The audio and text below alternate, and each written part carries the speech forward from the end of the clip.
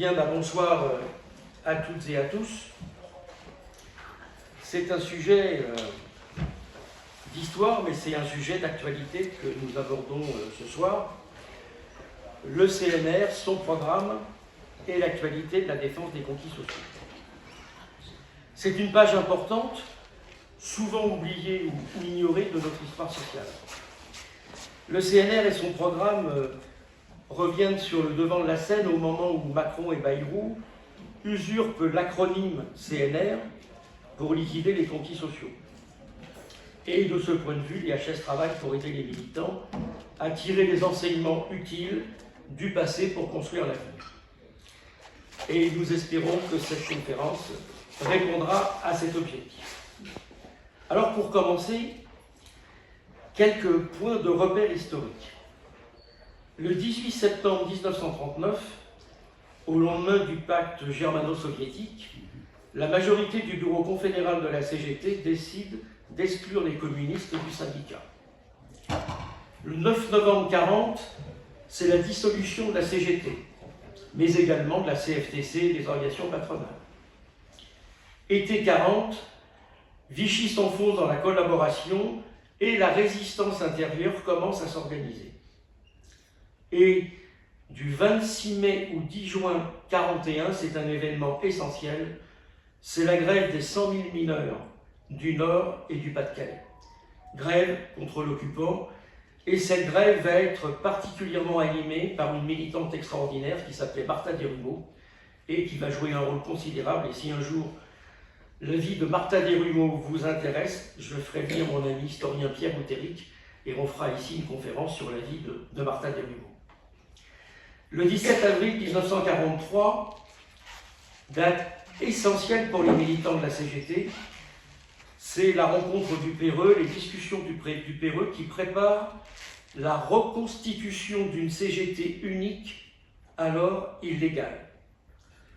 Vont se rencontrer 4 militants, 2 pour les ex-confédérés, Robert Bottreau et Louis Saillant, et on va reparler longuement de Louis Saillant, et pour les ex-unitaires, Henri Reynaud et André Tollet. Et le 27 mai 1943, au numéro 48 de la rue du Four à Paris, 19 hommes, il n'y avait pas de femmes, se réunissent clandestinement. Jean Moulin, chargé par De Gaulle d'unifier les réseaux de la résistance, Robert Chambéron et Pierre Meunier, André Mercier pour le PCF, André Le Troquer pour la SFIO, Marc Rucker pour le Parti radical, Georges Bidault pour les démocrates chrétiens, Joseph Laniel, Alliance démocratique, Jacques de Bubridel pour la Fédération républicaine, Louis Saillant pour la CGT, Gaston Tessier pour la CFTC, Pierre Villon, Front National. Alors Front National, c'est l'organisation de résistance du Parti communiste. Roger Caupoin, ceux de la Libération, Jacques Lecomte-Bouanet, ceux de la Résistance, Charles Laurent, Libération Nord, Pascal Copeau, Libération Sud, Jacques-Henri Simon, Organisation civile et militaire, et Eugène Claudius Petit, franc-tireur. Ce Conseil de la Résistance deviendra à l'automne 1943 le CNR. Ça n'est pas tout de suite le CNR. Ça commence par le Conseil de la Résistance, ensuite en 1943. À l'automne 1943, il se transforme en Conseil national de la Résistance. Dès le 18 avril 1942, sur les ondes de la BBC, De Gaulle déclare « La libération nationale est inséparable de l'insurrection nationale ». Et le 25 novembre 1942, il va y avoir une rencontre clandestine entre Fernand Grenier, qui représente le Parti communiste, et le colonel Rémy de la France libre. Et cette rencontre va donner au Parti communiste une place essentielle dans la période. Il y aura un accord sur 2 points, la nécessité de l'insurrection nationale et sa préparation immédiate, et le droit absolu du peuple français de décider lui-même de son destin après la victoire. Alors le Parti communiste a adapté son action dans la clandestinité et il a aussi créé les FTP, les francs-tireurs partisans, qui sera l'organisation militaire du Front National. De Gaulle veut assurer sa suprématie face à Giraud, parce qu'à l'époque, les Américains avaient choisi Giraud face à De Gaulle. Et donc il y a une bataille d'influence entre De Gaulle et Giraud. Et Giraud est à Alger. En 1942, Jean Moulin reçoit la mission de Gaulle d'unifier les mouvements de résistance intérieure et de les articuler avec la résistance extérieure, ce qui vise d'une certaine manière à effacer le Parti communiste et à mettre sous tutelle les organismes de résistance qu'il a créés.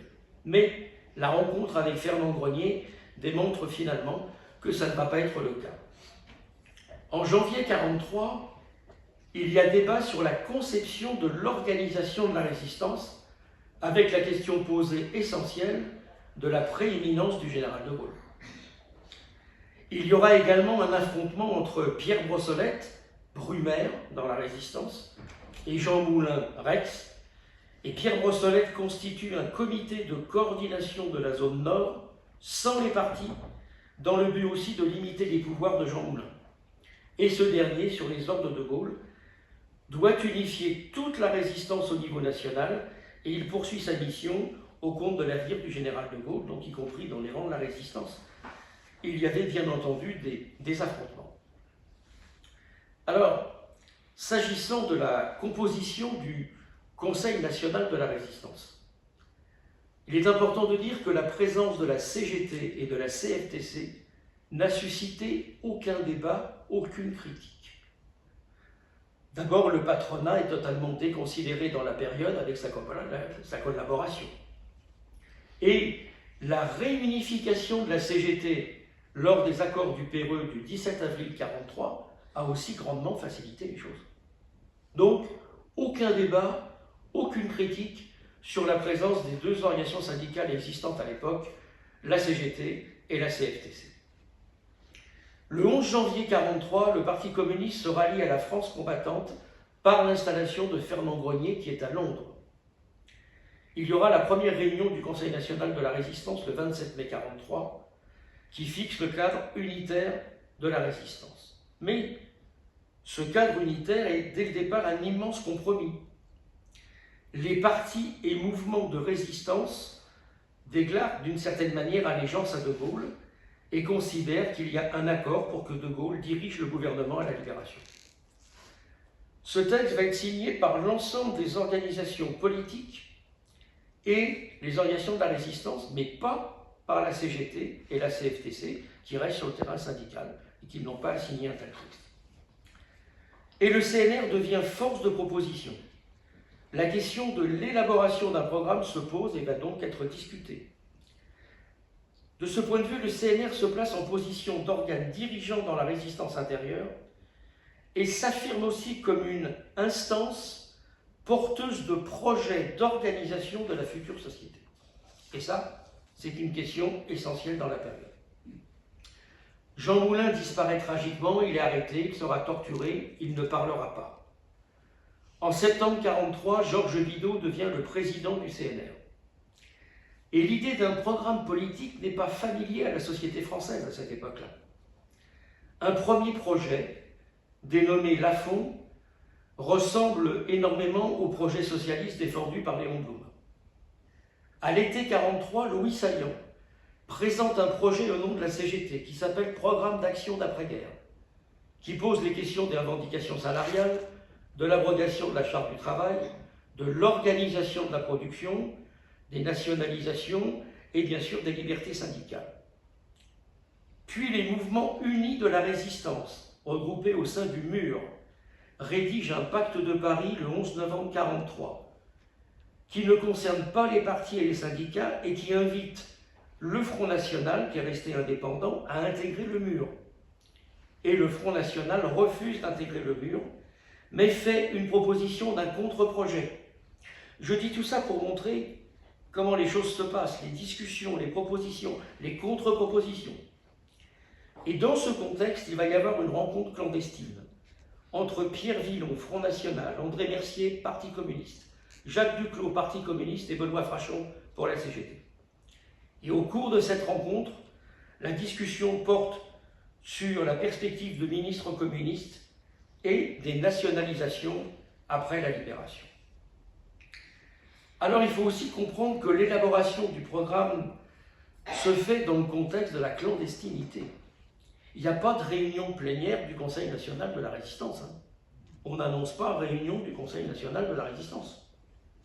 Et d'ailleurs, il se réunit quasiment jamais en plénière. Le bureau, oui.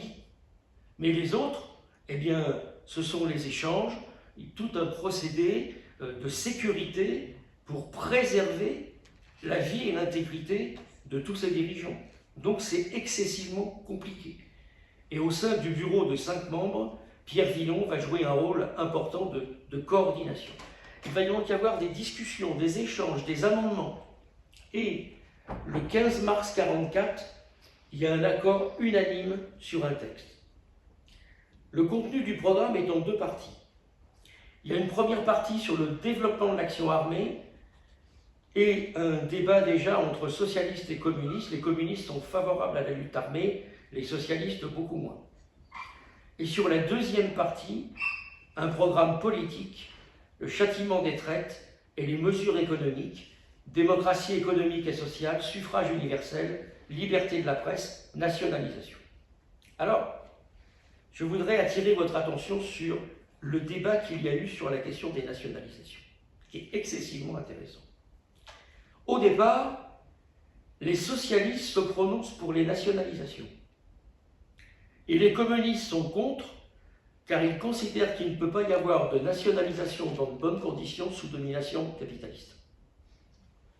Donc ce sont les socialistes qui portent l'idée des nationalisations. Les communistes s'y opposent, il n'y a pas de bonne nationalisation sous domination capitaliste. Et puis, le temps passant, les discussions passant, les communistes vont finalement eux-mêmes s'accaparer la bataille des nationalisations. Et en s'accaparant la bataille des nationalisations, ils les prennent à leur compte, et les socialistes vont devenir une portion congrue sur le débat. La bataille des nationalisations devient la bataille des communistes. Très important de voir tout ce qui s'est passé dans cette période. Bien évidemment, la question des salaires est posée, la question du syndicalisme indépendant, la question des libertés syndicales, et puis, essentiel, un plan complet de sécurité sociale. 2 questions essentielles sont totalement ignorées dans le programme du CNR. Le droit de vote des femmes, on n'en parle pas. Et le droit à l'indépendance des peuples colonisés, pas. Alors, il y a effectivement le poids des radicaux et de l'Église qui joue. Et sur la question de l'Empire français, à cette époque-là, l'ensemble des partis défendent l'Empire français. Donc la question du droit des peuples et à l'indépendance des peuples colonisés, c'est pas à l'ordre du jour. Mais c'est quand même 2 grandes absences dans le programme du Conseil national de la résistance. Il y a donc unanimité sur le programme qui est élaboré, mais, alors je l'ai appris en lisant, en étudiant cette conférence, parce que je ne le savais pas, le vote final ne s'est fait uniquement au sein du bureau du CNR, mais pas dans l'ensemble du CNR, car pour des raisons de sécurité, ils n'ont pas pu se réunir tous ensemble, ils ont donné des mandats. Mais le vote s'est fait au niveau du bureau. Alors, il y a eu un processus de discussion, d'élaboration démocratique, et il y a dans ce texte un accord sur l'immédiat et sur le long terme. La question essentielle qui se pose à partir de là, c'est la mise en œuvre du programme du CNR. Jusqu'à la libération, le programme est peu connu et faiblement diffusé. L'humanité n'en fait guère mention. À Alger, le programme est connu et le 27 juillet 1944, le gouvernement provisoire de la République française d'Alger rétablit la liberté syndicale et abolit la Charte du travail. Le 10 août 1944, c'est le déclenchement de l'insurrection parisienne et le 26 août 1944, enfin, le bureau confédéral de la CGT se réunit dans l'immeuble de la CGT. Le 11 septembre 1944, Louis Saillant, qui représente la CGT, devient le président du Conseil national de la résistance et il porte tout de suite comme objectif l'application du programme qui est la préoccupation essentielle. Le CNR organise un rassemblement au Veldiv le 7 octobre et toutes les grandes lignes du programme sont acclamées par la foule. Mais le gouvernement provisoire du général de Gaulle n'a pas reconnu le programme du CNR et il persiste dans cette attitude. Le 12 septembre 1944, le général de Gaulle, dans un discours à Chaillot, se garde bien de se référer au CNR. Et dans ce contexte, les masses se mobilisent pour leurs revendications. La lutte des classes reprend ses droits. Il y a 4 facteurs essentiels après la libération. D'abord, et ça nous fait rêver aujourd'hui, une CGT à 5,5 millions d'adhérents. Un parti communiste qui pèse 27% des voix aux élections et Parti communiste plus SFIO, ils sont quasiment majoritaires. Et, facteur dont on parle peu, mais qui pour moi est essentiel, c'est que la classe ouvrière, elle a été armée par la résistance. Et elle est toujours armée. Mais il y a un autre facteur qui pèse. C'est qu'il y a la menace américaine d'annexer la France et d'en faire une base d'influence en Europe. Et que donc la question de l'indépendance nationale se pose dans ce contexte par rapport à l'offensive américaine. Alors pour garder le pouvoir politique et économique, la bourgeoisie doit lâcher. Et elle doit lâcher beaucoup. Il y aura des ministres communistes, des conquêtes essentielles qui fondent le socle social que nous avons encore aujourd'hui. Quelques exemples, 26 août 1944 et 30 septembre 1944, réorganisation de la presse et interdiction des concentrations. C'est un sujet à l'ordre du jour, l'interdiction des concentrations de la presse, hein, mes camarades. 13 décembre 1944, institution des houillères du Nord-Pas-de-Calais. 18 décembre, contrôle de l'État sur la marine marchande. 16 janvier 1945, nationalisation de Renault avec confiscation des biens de Louis Renault qui avait collaboré avec les Allemands. 22 février 1945, institution des comités d'entreprise. 29 mai 1945, transfert de l'État des actions de la société Nomerone. 26 juin 1945, Air France et Air Bleu sont nationalisés. Et puis, le travail extraordinaire d'Ambroise Croizat, le 4 octobre 1945, les ordonnances de base de la sécurité sociale et des retraites. Et je veux dire, parce que j'entends des choses énormes, y compris par des journalistes, et soi-disant des journalistes réputés, qui parlent de la sécurité sociale du général de Gaulle. Le général de Gaulle n'a jamais signé les ordonnances de la sécurité sociale. Jamais. Le 17 octobre 1945, c'est le statut du fermage et du métayage. Donc, dans une France en ruine, le programme du CNR se met en place. Et le 26 octobre 1945, Louis Saillant déclare le programme du CNR au pouvoir. Et là, nous sommes encore dans le compromis de cette période. Il y a d'énormes avancées sociales qui fondent encore le socle social d'aujourd'hui, mais ce n'est pas l'ouverture à des transformations sociales et économiques radicales allant vers le socialisme. C'est le compromis de l'époque. Alors je voudrais maintenant revenir sur les états généraux de la Renaissance française de septembre 1944 à juillet 1945, et je me suis inspiré d'un livre de notre camarade Michel Pigenet, historien, membre du conseil scientifique de l'IHS, et qui vient de sortir un livre sur cette singulière expérience démocratique. D'abord, à la Libération, il y a partout des comités départementaux de libération, et même des comités locaux. Le slogan, c'est « La terre doit faire vivre le paysan et l'usine doit faire vivre l'ouvrier ». C'est clair. Et il va y avoir la rédaction de milliers de cahiers de doléances. Et il y a une première proposition d'organiser les États généraux le 13 septembre 1944. Le comité directeur du Front National invite les mouvements de résistance, les partis et syndicats à tenir partout en France des assemblées patriotiques pour réaliser concrètement le programme du CNR. Parce qu'en face, la bourgeoisie, bien entendu, elle fait l'inverse. Le Parti communiste souscrit sans réserve. Il faut mobiliser les masses. L'objectif, la Renaissance française, et il semblerait, d'après un certain nombre d'historiens, que le terme Renaissance française soit sorti de la bouche de Jacques Duclos. La réunion des CDL s'érige en états généraux partout en France. Mais, et là aussi on voit l'ampleur des problèmes dans la situation, à Avignon, dans les réunions des CDL, c'est la tentative de rupture avec le gouvernement provisoire. C'est-à-dire que là, les réunions disent « De Gaulle, non, on doit aller plus loin ». Et Louis Saillant se rend sur place pour tempérer les ardeurs. Parce que l'objectif du CNR n'est pas de renverser le gouvernement. Donc on voit bien qu'il y a un mouvement de masse qui se profile, que déjà au fur et à mesure, il y a un recul par rapport au gouvernement provisoire, et qu'en même temps, il y a les discussions, les élaborations dans l'ensemble des réunions des comités départementaux de libération. Première étape, une assemblée générale des CDL à Paris, du 15 au 18 décembre 1944, qui est placée sous l'égide du CNR. Et puis, on développe les cahiers de revendication, les masses s'expriment en toute liberté et agissent en pleine démocratie. Alors le PCF s'investit totalement, mais il laisse le CNR jouer son rôle. Alors, beaucoup de divergences s'expriment, et en particulier entre communistes et socialistes.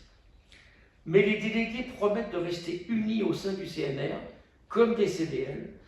Il y a partout la volonté de monter la garde autour de la dynamique populaire qui s'instaure. De Gaulle, une fois de plus, évite soigneusement de se référer au CNR et au CDL. Et Saillant indique le 26 août 1944 que De Gaulle refuse de proclamer le rétablissement de la République et de faire sien le programme du CNR.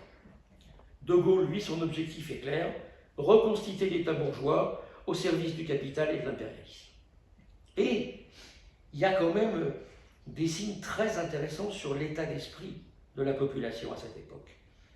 79% des ouvriers sont favorables à la participation des travailleurs à la gestion des entreprises. 81% des ouvriers, 57% des professions libérales approuvent la nationalisation des banques. 85% de la population soutient le programme du CNR. Tel est l'état d'esprit de l'époque. Mais la progression de la démarche vers les États généraux est lente et chaotique. Elle va être relancée en 1945 et les CDL organisent des conférences nationales chaque trimestre. Le Parti communiste, lui, il est aussi sur l'enjeu des municipales et de la constituante. Mais la CGT est en ordre de marche pour agir, pour faire avancer les revendications, et Benoît Frachon réclame la mise en œuvre du programme du CNR. Il va y avoir là aussi un tournant dans la situation. Il y avait des débats dans le PCF, et c'est la ligne Torres qui l'emporte, soufflée par Staline, les 21 et 23 janvier 1945. C'est le rejet d'une quelconque dualité de pouvoir. C'est-à-dire que c'est le ralliement du Parti communiste aux seules autorités officielles, un seul État, une seule police, et qui se terminera par « camarades, rendez les armes ». Donc, le gouvernement provisoire, de son côté, est totalement sur l'effort de guerre et la défense de la République. Et dans ce contexte, les États généraux sont relancés, Benoît Frachon pousse beaucoup, il appelle à l'intervention des salariés, ce n'est pas une idée nouvelle, et il va y avoir dans ce contexte énormément de réserves de la CFTC. C'est-à-dire qu'il faut bien comprendre que la CGT et les militants de la CGT, ils ont poussé fort sur cette question pour que ça se réalise. Alors les États généraux vont se réunir du 10 au 14 juillet 1945.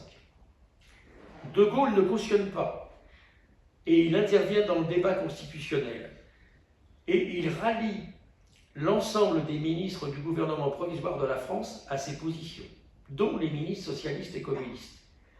Pas de souveraineté de la future constituante, alors que le CNR, lui, est sur la position d'une constituante souveraine. Et De Gaulle veut poser deux questions au référendum, la mission de la constituante et la limitation de ses pouvoirs, et le socialiste approuve parfaitement cette démarche.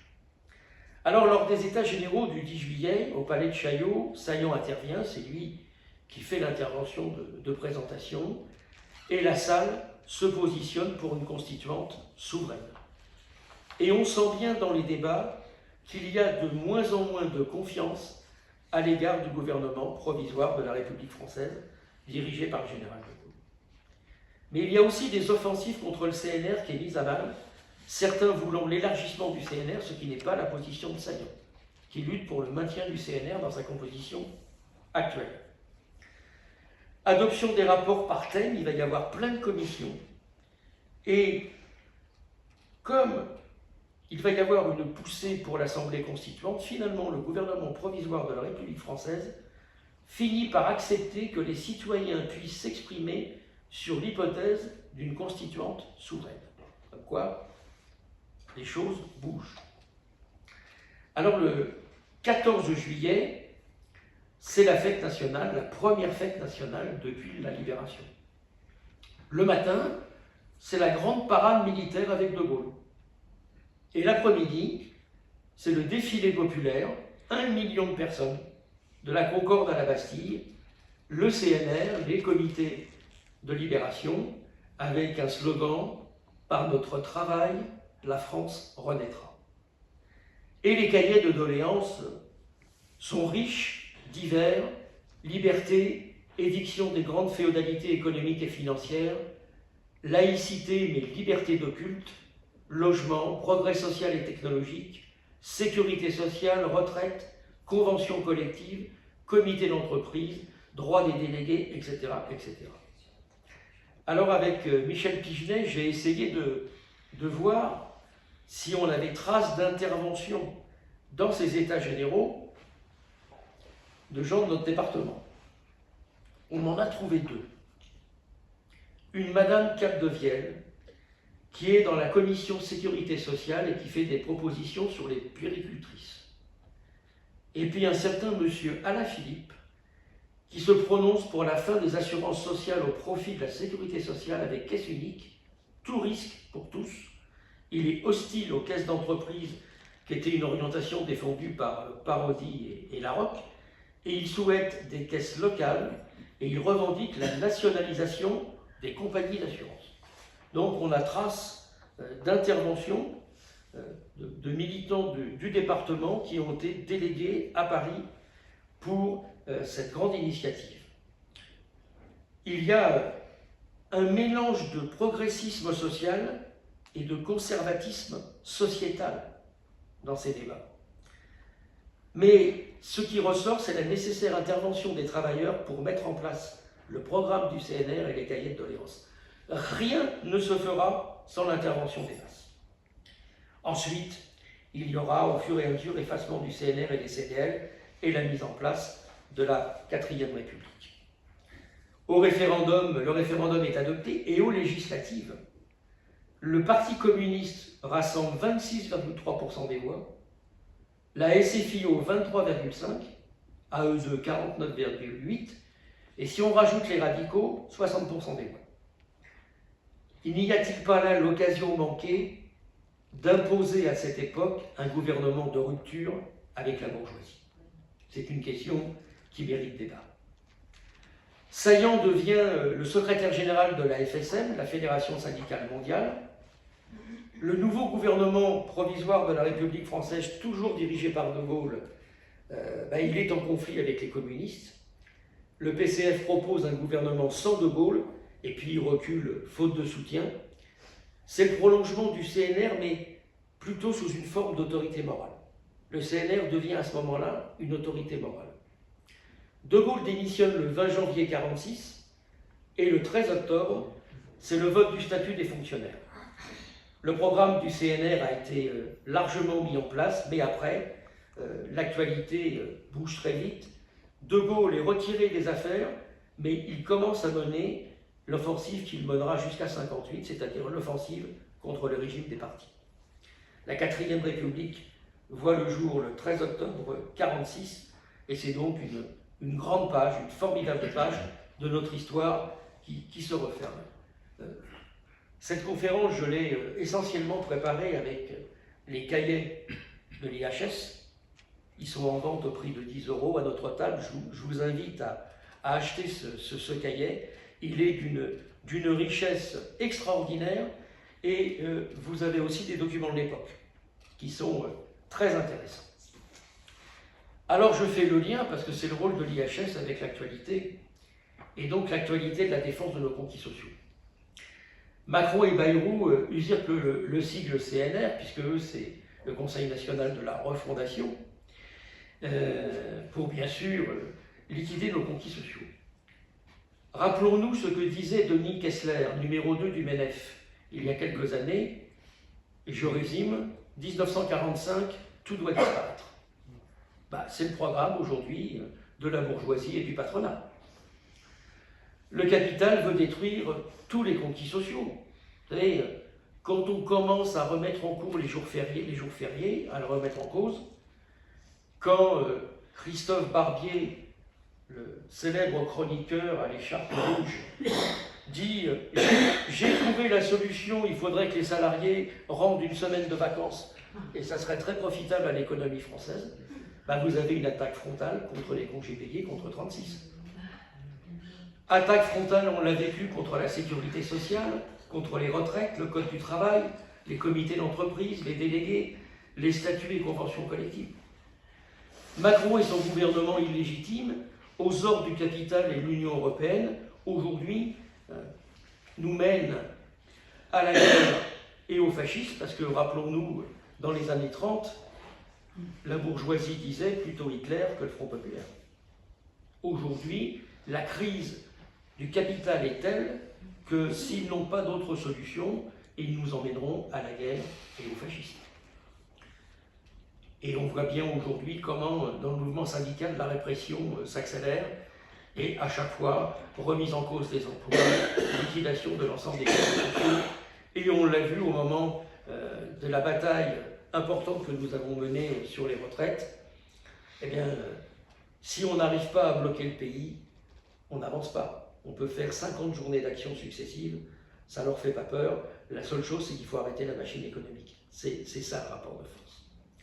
Alors, nous, dans ce contexte-là, modestement, à l'IHS, on souhaite éveiller les consciences, on souhaite favoriser le débat pour que des initiatives prennent corps pour construire le rapport de force, et puis aussi partout forger à nouveau une conscience de classe.